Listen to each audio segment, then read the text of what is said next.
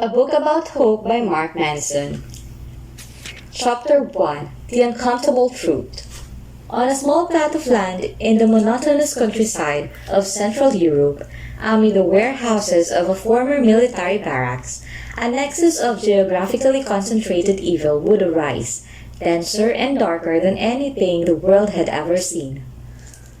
Over the span of 4 years, more than 1.3 million people would be systematically sorted, enslaved, tortured, and murdered here. And it would all happen in an area slightly larger than Central Park in Manhattan, and no one would do anything to stop it. Except for one man. It is the stuff of fairy tales and comic books. A hero marches headlong into the fiery jaws of hell to confront some great manifestation of evil. The odds are impossible. The rational is laughable. Yet, our fantastical hero never hesitates, never flinches. He stands tall and slays the dragon, crushes the demon's invaders, saves the planet and maybe even a princess or two. And for a brief time, there is hope. But this is not a story of hope. This is a story of everything being completely and utterly messed. Messed in proportions and on scales that today, with the comfort of our free Wi-Fi and oversized snuggie blankets, you and I can hardly imagine. Witold Pilecki was already a war hero before he decided to sneak into Auschwitz. As a young man, Pilecki had been decorated officer in the Polish-Soviet War of 1918. He had kicked the communists in the nuts before most people even knew what a pinko commie bastard was. After the war, Pilecki moved to the Polish countryside, married a schoolteacher, and had 2 kids. He enjoyed riding horses and wearing fancy hats and smoking cigars. Life was simple and good. Then, that whole Hitler thing happened. And before Poland could get both its boots on, the Nazis had already blitzkrieged through half the country. Poland lost its entire territory in a little more than a month. It wasn't exactly a fair fight. While the Nazis invaded the West, the Soviets invaded the East. It was like being stuck between a rock and a hard place. Except that, the rock was a megalomaniacal mass murderer, trying to conquer the world, and the hard place was rampant, senseless genocide. I'm still not sure which was which. Early on, the Soviets were actually far crueler than the Nazis. They had done this thing before, the whole overthrow a government and enslave a population to your faulty ideology thing. The Nazis were still somewhat imperialist virgins, which, when you look at pictures of Hitler's mustache, isn't hard to imagine. In those first months of war, it's estimated that Soviets rounded up over 1 million Polish citizens and sent them east. Think about it for a second. 1 million people, in a matter of months, just gone. Some didn't stop until they hit the gulags in Siberia. Others were found in mass graves decades later. Many are still unaccounted for to this day. Pilecki fought in those battles against both the Germans and the Soviets. And after their defeat, he and fellow Polish officers started an underground resistance group in Warsaw. They called themselves the Secret Polish Army. In the spring of 1940, the Secret Polish Army got wind of the fact that the Germans were building a massive prison complex outside some backwater town in the southern part of the country. The Germans named this new prison complex Auschwitz. By the summer of 1940, thousands of military officers and leading Polish nationals were disappearing from western Poland. Fears aroused among the resistance that the same mass incarceration that had occurred in the East with the Soviets was now on the menu in the West. Pilecki and his crew suspected that Auschwitz, a prison the size of a small town, was likely involved in disappearances, and that it might already house thousands of former Polish soldiers. That's when Pilecki volunteered to sneak into Auschwitz. Initially, it was a rescue mission. He would allow himself to get arrested, and once there, he would organize with other Polish soldiers, coordinate a mutiny, and break out of the prison camp. It was a mission so suicidal that he might as well have asked his commander permission to drink a bucket of bleach. His superiors thought he was crazy and told him as much. But as the weeks went by, the problem only grew worse. Thousands of elite Poles were disappearing, and Auschwitz was still a huge blind spot in the Allied intelligence network. The Allies had no idea what was going on there and little chance of finding out. Eventually, Pilecki's commander relented. One evening, at a routine checkpoint in Warsaw, Pilecki let himself be arrested by the SS for violating curfew, and soon he was on his way to Auschwitz, the only man known ever to have voluntarily entered a Nazi concentration camp. Once he got there, he saw that the reality of Auschwitz was far worse than anyone had suspected.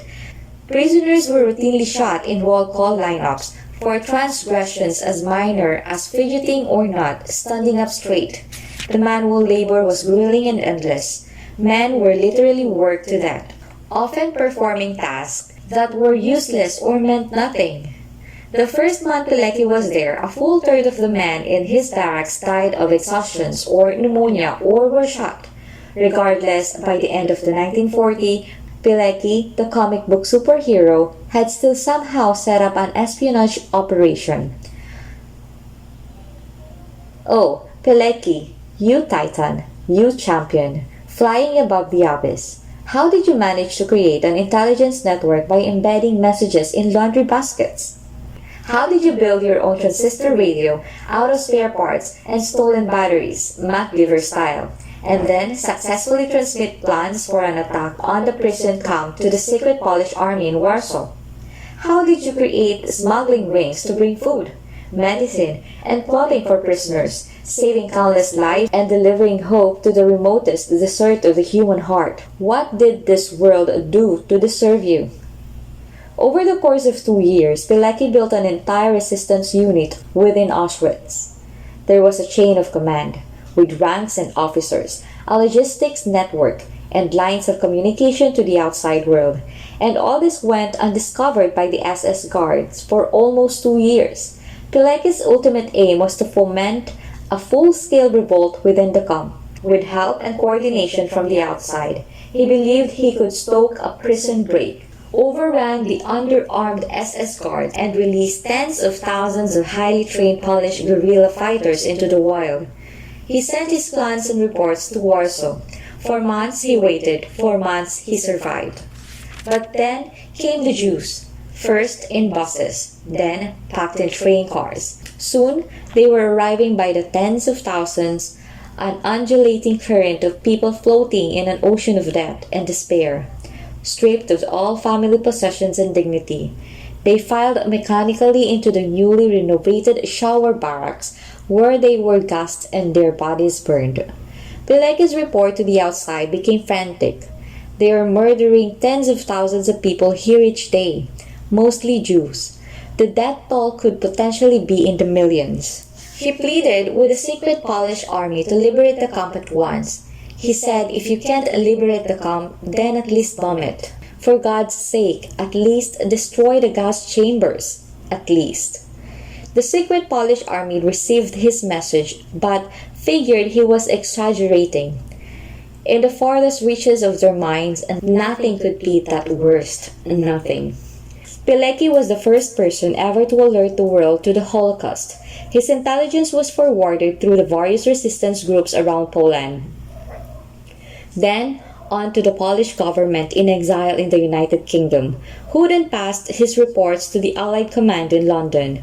The information eventually even made its way to Eisenhower and Churchill. They, too, figured Pilecki had to be exaggerating.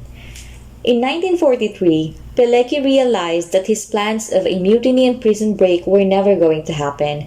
The secret Polish army wasn't coming. The Americans and British weren't coming. And in all likelihood, it was the Soviets who were coming. And they would be worse.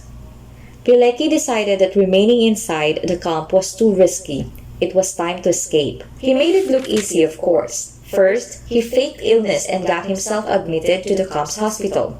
From there, he lied to the doctors about what work group he was supposed to return to, saying he had the night shift at the bakery, which was on the edge of the camp, near the river. When the doctors discharged him, he headed to the bakery, where he proceeded to work until 2 a.m. When the last batch of bread finished baking, from there, it was just a matter of cutting the telephone wire, silently prying open the back door, changing into stolen civilian clothes without the SS guards noticing, sprinting to the river a mile away while being shot at, and then navigating this way back to the civilian via the stars. Today, much in our world appears to be messed up. Not Nazi Holocaust level, but still pretty messed nonetheless. Stories such as Pilates inspire us. They give us hope. They make us say, well, things were way worse then, and that guy transcended it all. What have I done lately? Which, in this couch potato pundit era of tweet storms and outrage porn, is probably what we should be asking ourselves. When we zoom out and get perspective, we realize that while heroes like Pilecki save the world, we swat and knots and complain that the AC isn't high enough. Pilecki's story is the single most heroic thing I've ever come across in my life, because heroism isn't just bravery or guts or shrewd maneuvering. These things are common and are often used in unheroic ways. No, being heroic is the ability to conjure hope where there is none, to strike a match to light up the void, to show us a possibility for a better world. Not a better world we want to exist, but a better world we didn't know could exist. To take a situation where everything seems to be absolutely messed and still somehow make it good. Bravery is common, resilience is common, but heroism has a philosophical component to it. There is some great why that heroes bring to the table, some incredible cause or belief that goes unshaken no matter what. And this is why, as a culture, we are so desperate for a hero today. Not because things are necessarily so bad, but because we've lost the clear why that drove previous generations. We are a culture in need not of peace or prosperity or new hood ornaments for our electric cars. We have all that. We are a culture in need of something far more precarious. We are a culture and people in need of hope. After witnessing years of war, torture, death, and genocide, Pilecki never lost hope. Despite losing his country, his family, his friends, and nearly his own life, he never lost hope. Even after the war, while enduring Soviet domination, he never lost the hope of a free and independent Poland. He never lost the hope of a quiet and happy life for his children. He never lost the hope of being able to save a few more lives, of helping a few more people. After the war, Pilecki returned to Warsaw and continued spying, this time on the Communist Party, which had just come to power there. Again, he would be the first person to notify the West of an ongoing evil, in this case that the Soviets had infiltrated the Polish government and rigged its elections. He would also be the first to document the Soviet atrocities committed in the East during the war. This time, though he was discovered, he was warned that he was about to be arrested, and he had a chance to flee to Italy, yet Pilecki declined. He would rather stay and die Polish than run and live as something he didn't recognize, a free and independent Poland. By then, was his only source of hope. Without it, he was nothing. And thus, his hope would also be his undoing. The communists captured Pilecki in 1947, and they didn't go easy on him. He was tortured for almost a year, so harshly and consistently that he told his wife that Auschwitz was just a trifle by comparison. Still, he never cooperated with his interrogators. Eventually, realizing they could get no information from him, the communists decided to make an example of him. In 1948, they held a show trial and charged Pilecki with everything from falsifying documents and violating curfew to engaging in espionage and treason. A month later, he was found guilty and sentenced to death. On the final day of the trial, Pilecki was allowed to speak. He stated that his allegiance had always been to Poland and its people, that he had never harmed or betrayed any Polish citizen, and that he regretted nothing. He concluded his statement with, "I have tried to live my life such that in the hour of my death I would feel joy rather than fear." And if that is not the most hardcore thing you've ever heard, then I want some of what you're having. How may I help you? If I worked at Starbucks, instead of writing people's names on their coffee cup, I'd write the following.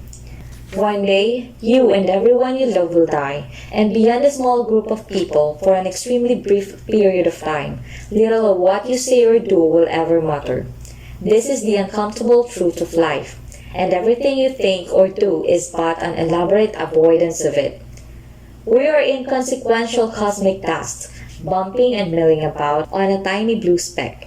We imagine our own importance. We invent our purpose. We are nothing. I'd had to write it in really tiny lettering, of course, and it didn't take a while to write, meaning the line of morning rush hour customers would be back out the door. Not exactly stellar customer service either.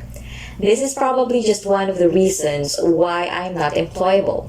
But seriously, how could you tell someone in good conscience to have a nice day while knowing that all their thoughts and motivations stem from a never-ending need to avoid the inherent meaninglessness of human existence? Because in the infinite expanse of space or time, the universe does not care whether your mother's hip replacement goes well, or your kids attend college, or your boss thinks you made a bitching spreadsheet. It doesn't care if the Democrats or the Republicans win the presidential election. It doesn't care if the forests burn or the ice melts or the waters rise or the air simmers or we all get vaporized by a superior alien race. You care. You care, and you desperately convince yourself that because you care, it all must have some great cosmic meaning behind it. You care because deep down, you need to feel that sense of importance in order to avoid the uncomfortable truth, to avoid the incomprehensibility of your existence, to avoid being crushed by the weight of your own material insignificance. And you, like me, like everyone, then project that imagined sense of importance onto the world around you because it gives you hope. Is it too early to have this conversation? Here, have another coffee. I even made a winky smiley face with the steamed milk. Isn't it cute? I'll wait while you Instagram it. Okay, where were we? Oh yeah, the incomprehensibility of your existence. Right. Now you might be thinking, well, Mark, I believe we're all here for a reason, and nothing is a coincidence. And everyone matters because all our actions affect somebody. And if we can help one person, then it's all worth it, right? Now, aren't you just cute as a button? See, that's your hope talking. That's a story your mind spins to make it worth waking up in the morning. Something needs to matter because without something mattering, then there's no reason to go on living. And some form of simple altruism or a reduction in suffering is always our mind's go-to for making it feel like it's worth doing anything. Our sight needs hope to survive the way a fish needs water. Hope is the fuel for our mental engine. It's the butter on our biscuit. It's a lot of really cheesy metaphors. Without hope, your whole mental apparatus will stall out or stir. If we don't believe there's any hope that the future will be better than the present, that our lives will improve in some way, then we spiritually die. After all, if there's no hope of things ever being better, then why live? Why do anything? Here's what a lot of people don't get. The opposite of happiness is not anger or sadness. If you are angry or sad, that means you still care about something. That means something still matters. That means you still have hope. No, the opposite of happiness is hopelessness, an endless gray horizon of resignation and indifference. It's the belief that everything is messed, so why do anything at all? Hopelessness is a cold and bleak nihilism, a sense that there is no point. Why not run with scissors or shoot up a school? It is the uncomfortable truth. a silent realization that in the face of infinity, everything we could possibly care about quickly approaches zero. Hopelessness is the root of anxiety, mental illness, and depression. It is the source of all misery and the cause of all addiction. This is not an overstatement. Chronic anxiety is a crisis of hope. It is the fear of a failed future. Depression is a crisis of hope. It is the belief in a meaningless future. Delusion, addiction, obsession. These are all the mind's desperate and compulsive attempts at generating hope, one neurotic or obsessive craving at a time. The avoidance of hopelessness, that is, the construction of hope, then becomes our mind's primary project. All meaning, everything we understand about ourselves and the world, is constructed for the purpose of maintaining hope. Therefore, hope is the only thing any of us willingly dies for. Hope is what we believe to be greater than ourselves. Without it, we believe we are nothing. When I was in college, my grandfather died for a few years afterward. I had this intense feeling that I must live in such a way as to make him proud.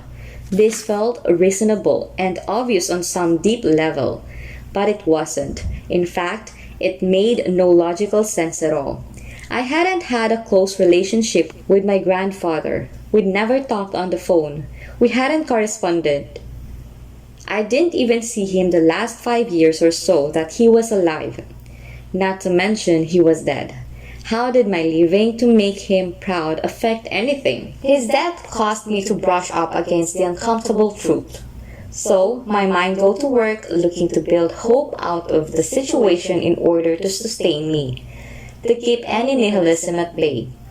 My mind decided that because my grandfather was now deprived of his ability to hope and aspire in his own life, it was important for me to carry on hope and aspiration in his honor. This was my mind's bite-sized piece of faith, my own personal mini-religion of purpose. And it worked. For a short while, his death infused otherwise banal and empty experiences with import and meaning. And that meaning gave me hope. You probably felt something similar when someone close to you passed away. It is a common feeling. You tell yourself you will live in a way that will make your loved one proud. You tell yourself you will use your life to celebrate his. You tell yourself that this is an important and good thing. And that good thing is what sustains us in these moments of existential terror. I walked around imagining that my grandfather was following me, like a really nosy ghost, constantly looking over my shoulder. This man, whom I barely knew when he was alive, was now somehow extremely concerned with how I did on my calculus exam. It was totally irrational. Our psyches construct little narratives like this whenever we face adversity. This before and after stories we invent for ourselves. And we must keep these hope narratives alive all the time, even if they become unreasonable or destructive, as they are the only stabilizing force protecting our minds from the uncomfortable truth. These hope narratives are then what give our lives a sense of purpose. Not only do they imply that there is something better in the future, but also that it is actually possible to go out and achieve that something. When people prattle on about needing to find their life's purpose, what they really mean is that it is no longer clear to them what matters, what is worthy use of their limited time here on earth. In short, what to hope for. They are struggling to see what the before and after of their life should be. That's the hard part, finding that before and after for yourself. It is difficult because there is no way ever to know for sure if you've got it right. This is why a lot of people flock to religion, because religions acknowledge this permanent state of unknowing and demand faith in the face of it. This is also probably partly why religious people suffer from depression and commit suicide in far fewer numbers than non-religious people. That practiced faith protects them from the uncomfortable truth. But your hope narratives don't need to be religious. They can be anything. This book is my little source of hope. It gives me purpose. It gives me meaning. And the narrative that I've constructed around the hope is that I believe this book might help some people, that it might make both my life and the world a little bit better. Do I know that for sure? No, but it's my little before and after story, and I'm sticking to it. It gets me up in the morning and gets me excited about my life. And not only is that not a bad thing, it's the only thing. For some people, the before and after story is raising their kids well. For others, it's saving the environment. For others, it's making a bunch of money and having a big boat. For others, it's simply trying to improve their goal swing. Whether we realize it or not, we all have these narratives we've elected to buy into for whatever reason.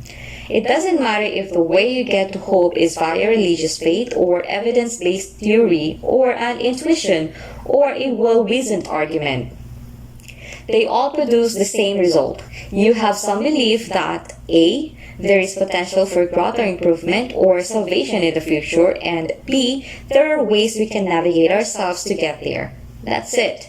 Day after day, year after year, our lives are made up of the endless overlapping of these hope narratives. They are the psychological carrot at the end of the stick. If this all sounds nihilistic, please don't get the wrong idea. This book is not an argument for nihilism. It is one against nihilism, both the nihilism within us and the growing sense of nihilism that seems to emerge with the modern world. And to successfully argue against nihilism, you must start at nihilism.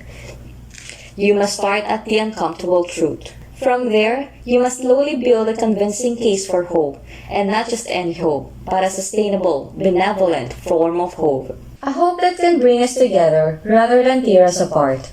A hope that is robust and powerful, yet still grounded in reason and reality. A hope that can carry us to the end of our days with a sense of gratitude and satisfaction. This is not easy to do, obviously. And in the 21st century, it is arguably more difficult than ever. Nihilism and the pure indulgence of desire that accompanies it are gripping the modern world. It is power for the sake of power, success for the sake of success, pleasure for the sake of pleasure. Nihilism acknowledges no broader why. It adheres to no great truth or cause. It is simple because it feels good. And this, as we'll see, is what makes everything seem so bad.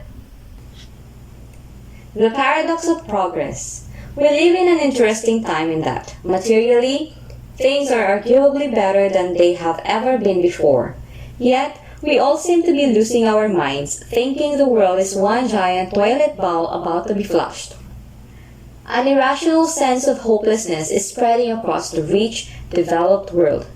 It is paradox of progress. The better things get, the more anxious and desperate we all seem to feel. In recent years, writers such as Steven Pinker and Hans Rosling have been making the case that we are wrong to feel so pessimistic.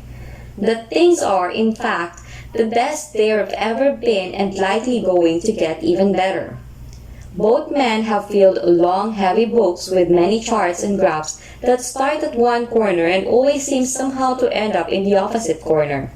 Both men have explained, at length, the biases and incorrect assumptions we all carry that cause us to feel that things are much worse than they are. Progress, they argue, has continued uninterrupted throughout modern history. People are more educated and literate than ever before. Violence has trended down for decades, possibly centuries. Racism, sexism, discrimination, and violence against women are at their lowest points in recorded history. We have more rights than ever before. Half the planet has access to the internet. Extreme poverty is at an all-time low worldwide. Wars are smaller and less frequent than at any other time in recorded history. Children are dying less, and people are living longer. There is more wealth than ever before. We've cured a bunch of diseases and stuff. And they are right. It is important to know these facts.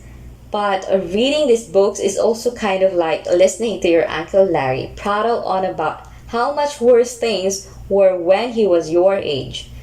Even though he's right, it doesn't necessarily make you feel any better about your problems.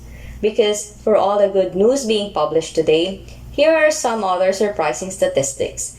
In the United States, symptoms of depression and anxiety are on the 80-year upswing among young people and a 20-year upswing among the adult population.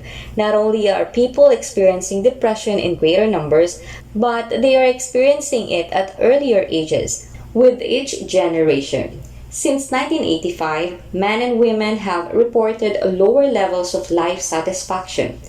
Part of that is probably because stress levels have risen over the past 30 years. Drug overdoses have recently hit an all-time high as the opioid crisis has wrecked much of the United States and Canada. Across the US population, feelings of loneliness and social isolation are up.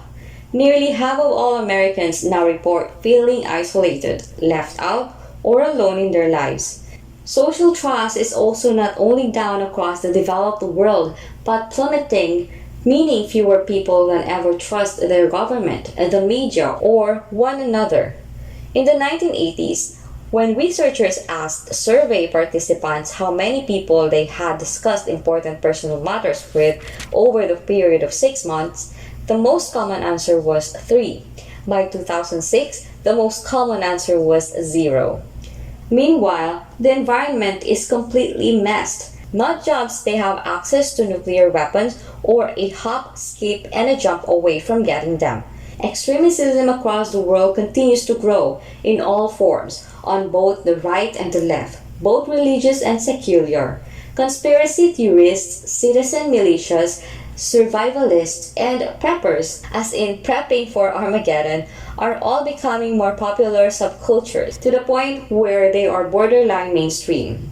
Basically, we are the safest and most prosperous humans in the history of the world, yet we are feeling more hopeless than ever before. The better things get, the more we seem to despair. It is the paradox of progress. And perhaps it can be summed up in one startling fact. The wealthier and safer the place you live, the more likely you are to commit suicide.